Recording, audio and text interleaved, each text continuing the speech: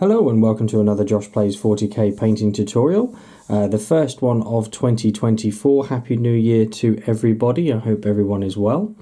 To kick things off, if anyone is following me currently on Instagram, they'll have seen that I recently completed a field ordnance battery for the Astra Militarum, which is part of my New Year New Army.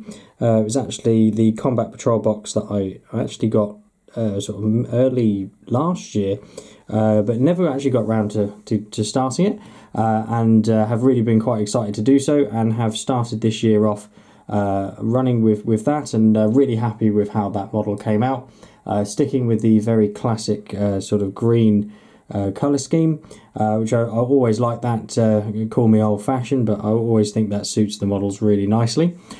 So I thought for today's video, to kick us off, we would paint a standard infantry guardsman in those colour schemes, and see how that turns out. Hopefully pretty well. I'm pretty sure I've got my recipe down quite nicely for the paints.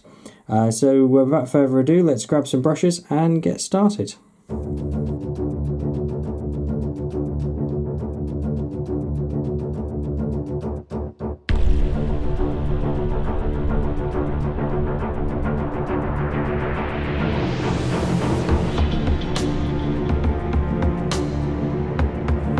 So you'll see here I've assembled the miniature, and I've picked one that actually has the exposed chest plate, so we can actually show off some of that detail, rather than it always nearly being covered up by the weapons, which seems to be the case on quite a lot of these miniatures.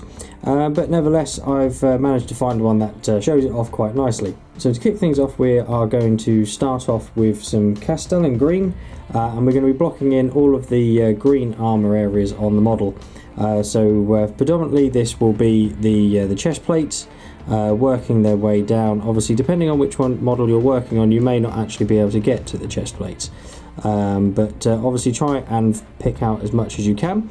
Obviously, if you are a fan of sub-assembly, which I am for certain miniatures, then you'll be able to obviously get to the chest plates regardless of what model you're painting, as you'll be able to get to it all.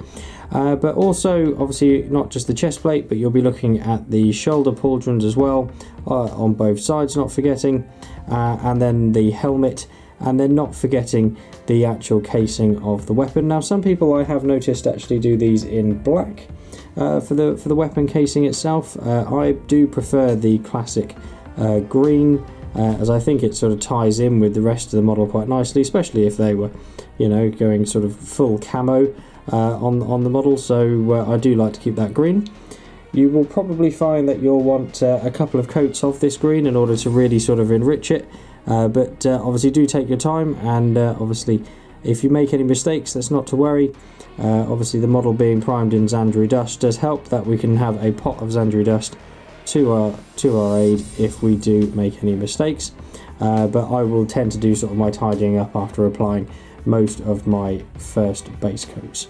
So work your way around these green parts, take your time, and we'll come back and do some more. Okay, once you have applied that green over those armour areas and you're happy with that, as you can see here, I've put a couple of coats over mine just to really block in that colour. But what we're going to be doing next is picking out some more of the base coat details, and for this we're actually going to move on to Black Legion Contrast, and this is for the boot area. So not the entire boot, as part of that is a sort of leathery colour, but predominantly the bottom part, so this part here at the base, and obviously there's the back portion as well, which sits under this sort of top strap part here. Obviously not forgetting to do both sides of this, and obviously not forgetting to do both feet as well. So just work your way around that one, and then let that completely dry before we move on to the next stage. Once you've got that Black Legion applied and you're all happy with that, we're going to move on to the leather parts of the boots now, and for this we're going to be using snakebite leather, and this is again straight from the pot, and I'm using a sort of smaller brush to maintain the control as before. And for this we're just going to literally coat this over the top. It actually works quite nicely over Xandri Dust, it gives you a slightly darker leather effect obviously than if you'd applied it over say Wraithbone or Grey Seer or something like that, for instance. But I do like the sort of darker effect you get over the top of this, as you would typically find it would be a more weathered look anyway, being around a boot. So just work your way around both of those. Obviously try not to make too many mistakes over the top of the other parts of the leg, but if you do, then that is what our handy pot of Xandri Dust is there for. The next step we're going to be looking at now is to put a colour over the tops of the bags here, and any other little sort of pouches that are on the model. Do exclude the ones that are actually sort of, should we say, sewn into the actual apparel itself, but we're talking about the ones that are on the belt, like this one at the top here, and obviously this one on the side, and then the main backpack itself. So the way we're going to be doing this is actually using one of the Army Painter speed paints, and this one is Satchel Brown. And another thing, that a bonus I've had from actually starting this new army, is I've branched out with regards to the paints I'm using. I've never actually tried the speed paints before. I've heard mixed things about them overall, but for the few I've tried, I've been quite impressed. I've tried a couple of the metallic ones and sort of overall been quite happy with them, and these particular browns have been quite nice, because I have noticed on the contrast range particularly, there's not that many for creating different effects, and these ones have come out quite well. So we'll be taking that again sort of straight from the pot, no dilution really needed for these ones, but we're just going to carefully coat these over the top of the pouches. Obviously do take care when moving around the rest of the model, but again, that's why we're doing these sort of base coat steps as early as we are, so that we can obviously correct ourselves if we make any mistakes. And I think I went a little heavy on that one, so I will allow that to dry before neatening up, but overall I would imagine the effect will come out just the same.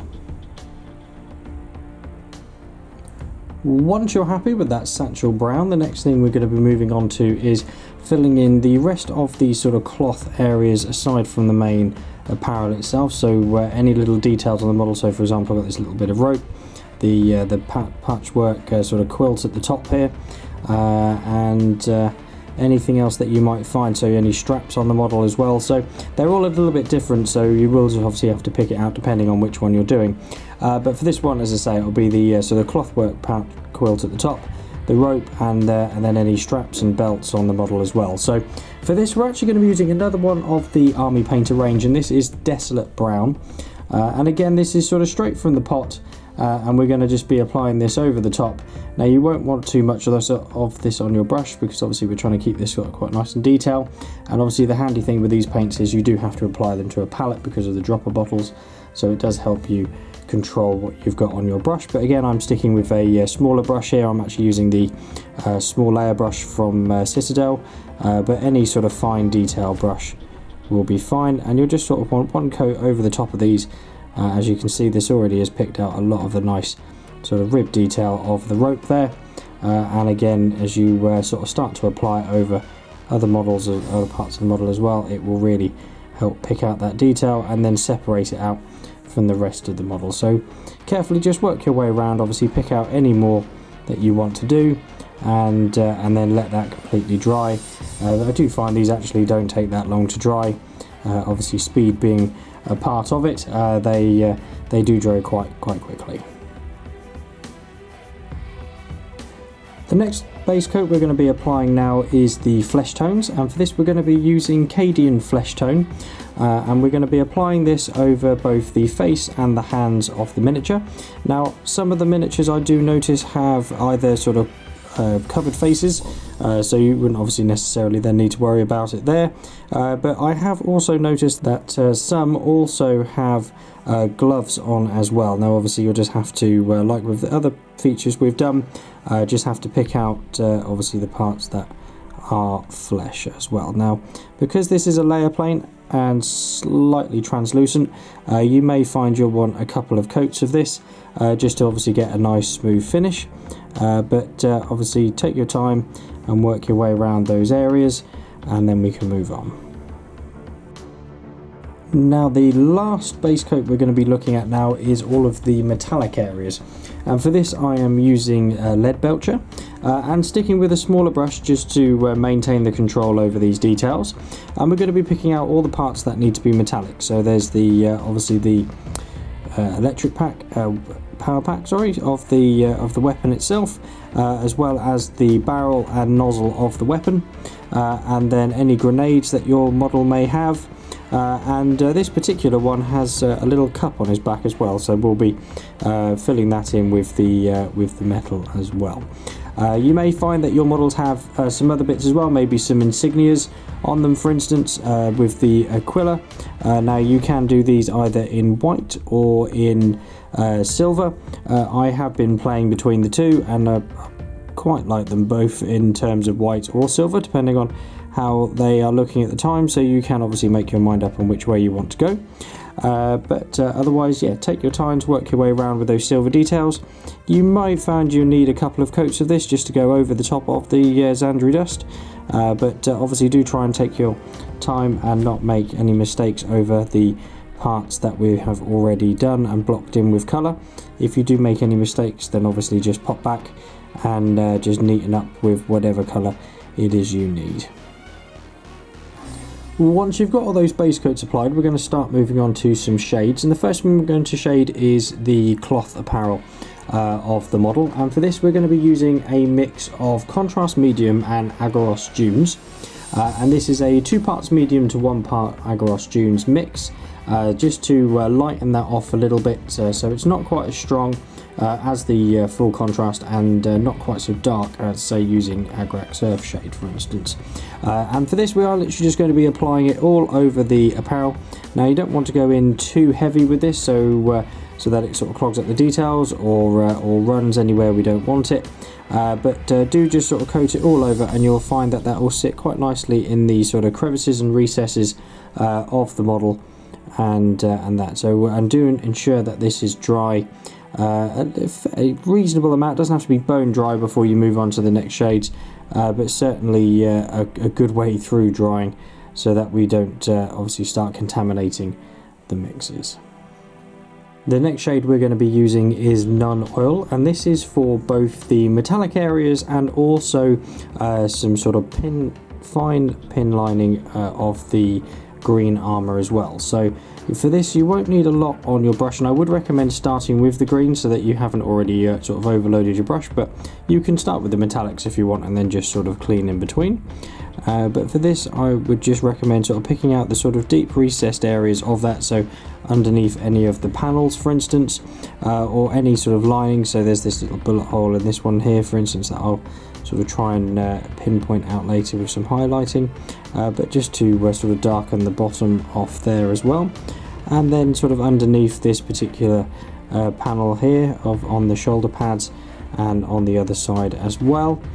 And then looking at the weapon itself, we can pick out this sort of indented line in the middle here, just to really make that weapon start to stand out a little bit more over the top, as well as the hand grip itself, obviously being careful not to get this onto the flesh.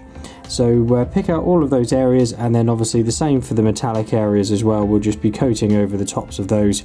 Again, you don't need to go too heavy, but just a nice sort of overall coating to darken down that metallic area and bring a bit more definition to those parts. So just work your way around there and let that dry as well. Once you're happy with the Nun Oil, the next shade we're going to be moving on to round us off is Reichland Flesh Shade, and as you may guess, this is for all the fleshed areas, so the hands and face as we did them before. And we're going to be using this straight from the pot.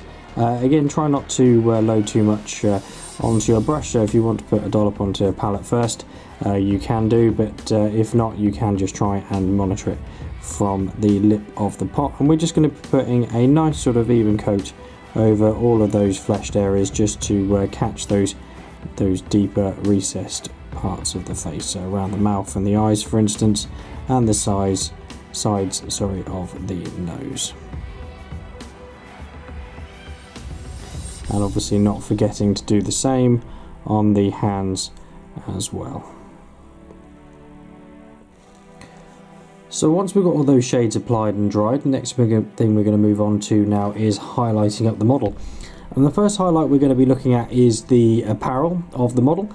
And for this I'm actually using a small mix of Steel Legion Drab and a matte white from the Army Painter range. Now you can use any other white if you want to, just try and make sure that it is a sort of matte colour rather than any sort of shinier, more sort of varnish finish perhaps, or something like that, which I know you can get some of.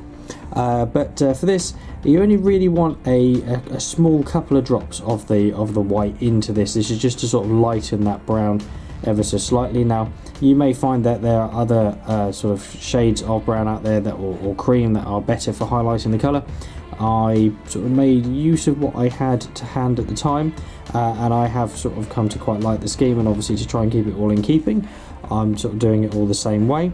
But really what we're going to be doing is picking out any of these sort of raised edges and highlights of the apparel, anything we just want to sort of draw attention to once the light hits it. So particularly any of the crevices or corners of sort of any of the pouches that are built into the apparel itself. So like this one on the side here, we can just sort of pick out the raised edges there and the raised rims, and they'll catch the light a bit better. But obviously just work your way around the model, and you can add as much or as little of this as you want to, depending on how sort of confident you are with edge highlighting. As you can see here, I'm having to sort of turn the model upside down just to catch the rim of the jacket here. But so don't be afraid to sort of turn and manipulate the model in any way that you need to in order to make it a lot easier for yourself. There's no harm in doing that, especially if you're sort of new to the edge highlighting. What I would also recommend doing is using a little bit of this mix on the leather parts of the shoes as well, as this is a slightly lighter highlight than the brown we will use when we come to do the rest of the sort of satchels and bags of the miniature. And really we're just sort of picking out any of these sort of raised areas on these on this part of the shoe, so particularly around the edges here and the around where the sort of buckles are, and the spots there as well. So just picking out those areas. Once you're happy with the apparel and those leather areas there, we're going to move on to highlighting up the rest of the brown satchels and bags and pockets around the miniature. And for this we're actually going to just be using a straightforward Steel Legion Drab as a highlight. Now obviously you will just want to thin that down just a little bit, because it is obviously a base paint which obviously will be a lot thicker, and for a highlight we want that to be a little bit more sort of smooth onto the miniature. So I'm sticking with a smaller brush here for this, but really just sort of picking out the sort of raised and corner edges of these pockets and satchels around the model. Again, you can sort of add as much or as little of this as you wish, depending on how sort of highlight you want the models to look. But obviously just take your time, try and be as neat as possible, and keep the lines nice and crisp. Next up we're going to be highlighting the silver components of the model now, and for this we're going to be using Rune Fang steel, and we're just looking to pick out the sort of most sort of highlighted areas of the miniature where the silver applies. So around the edge of the sort of gun parts here that we painted in the lead belcher earlier, and the also on the cup on the back here, and any of the grenades as well. So just sort of take your time on that one, and we can then move on. Once you're happy with those silver details, the next thing we're going to do now is just highlight up the rims of the boots there in the black, and for this we're going to be using Mechanicus Standard Grey, and this is just a brief highlight over the sort of rims and edges of the boots, just to break that black up a little bit and give it a little bit more definition. Next up we're going to be highlighting the green armour now. For this we're going to start off with Strachan Green, and again we're going to be sticking with the small layer brush for this, and we're just going to be picking out the sort of edges of the panels and giving the to sort of break them up a little bit, make them stand out a little bit more, and then any sort of other raised details that you want to do. So for example, there's that bullet hole here. I'm just going to sort of very carefully sort of mark that out with the tip of the brush, just to give that a bit more definition there as well. And then obviously not forgetting around the edges of the gun as well, and gun casing. There's obviously a few raised parts on the gun casing itself that we can mark off, as well as the obviously the edge of that as well. And obviously we don't want this to be sort of too chunky a highlight. That's not sort of distorting the darker green that we would want, but just enough to obviously bring a bit more light to those areas. So just carefully work your way around the model, and then we can move on. And then to finish off that green, just as a very small sort of dotting highlight, we're going to use a little bit of Elcian green, and this is just for the very sort of tips and corners of some of those armor panelings, just to give them that little extra kick. But this is to be used quite sparingly because it is quite a bright paint, and as I say, we are literally just picking out the sharpest of edges for this to go on to. And then to round things off, we're just going to be adding a small highlight to the skin of the miniature, and for this we're actually going back to Cadian flesh tone just to pick out the sort of raised edges of where we shaded earlier. So the sort of knuckles and tips of the fingers, for instance, on any of the hands, but then on the face you'd be really sort of picking out the ridge of the nose, and maybe just a small portion of each cheek under the eye socket. You can obviously go a lot more in depth with faces and skin tones if you wish to. I have to admit it's not something that I tend to do on smaller models like this, but as it's still something I'm learning myself. But on sort of more larger models, larger faces, and areas of more protruded skin, I would obviously pay a bit more detail. So the only things left to do now is to base the miniature in whichever way sort of best sort of suits the rest of your army, and apply any squad markings to the sides of the model on the pauldrons with the transfers, or you can do freehand if you wish. But otherwise, I hope you've enjoyed this video, and I look forward to seeing you in the next one. If there's anything else of the Astra Militarum range you would like to see me paint, please let me know in the comments below. I'll be happy to see what I can do in the future. As I say, this is still a very new army for me, so I haven't got that much in the way of collection at the moment, but certainly in the future I hope to expand that range and bring more videos to the channel. If not, I will see you in the next one. Thank you.